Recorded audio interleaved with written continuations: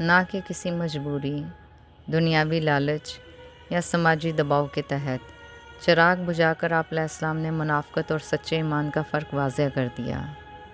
جبر اور بیعت کی پابندی کا خاتمہ۔ حضرت امام حسین علیہ السلام نے اس رات اپنی بیعت کا قلادہ یعنی طوق سب کے گلوں سے اتار دیا۔ آپ علیہ السلام نے ثابت کیا کہ امامت کا راستہ کسی پر ظلم یا زبردستی کا نہیں ہوتا۔ آپ علیہ السلام نے اپنے اصحاب کو مکمل اختیار اور آزادی دی تاکہ جو بھی شہادت کا رتبہ پائے وہ اپنی مرضی اور معرفت کے ساتھ پائے۔ دنیا کو اصحاب حسین علیہ السلام کی وفاداری دکھانا۔ اس واقعے کی ایک عظیم حکمت یہ تھی کہ قیامت تک آنے والے انسانوں پر یہ ثابت ہو جائے کہ حضرت امام حسین علیہ السلام کے ساتھ جو 72 نفوس راگے تھے وہ مجبور نہیں بلکہ تاریخ انسانیت کے سب سے وفادار لوگ تھے۔ جب چراغ دوبارہ روشن ہوا تو ان کا وہاں موجود رہنا یہ ثابت کرتا ہے کہ ان کا عشق خدا اور عشق حضرت امام حسین علیہ السلام کتنا کامل تھا۔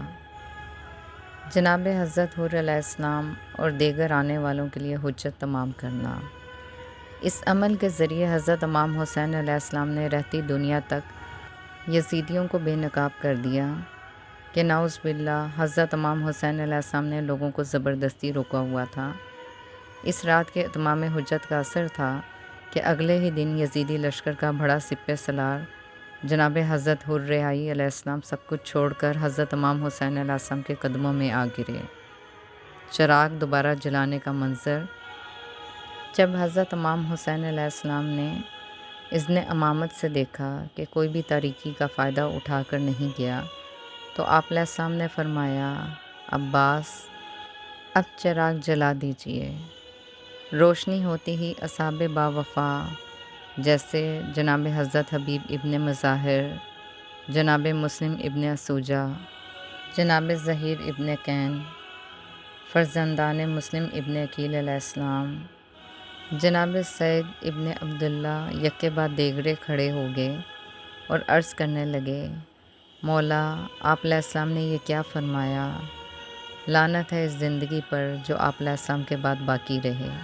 معتبر تاریخ اور کربلا کے پس منظر میں حضرت امام حسین علیہ السلام کا اپنے بھائی جناب حضرت عباس علیہ السلام پر یقین ایک بے مثل رشتہ ہے جو صرف بھائی چارے تک محدود نہیں تھا بلکہ ایک امام اور اس کے سب سے وفادار پیروکار کے درمیان کامل ترین تال میل کی علامت تھا۔